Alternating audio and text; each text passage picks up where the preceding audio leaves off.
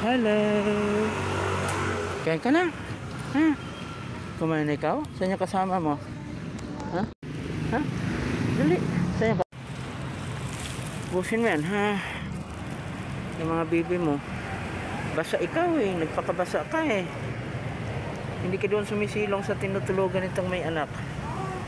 Ha? Dapat silong ka doon. Huwag kang magpakabasa. Sana may magbigay sa atin ng ulam bukas.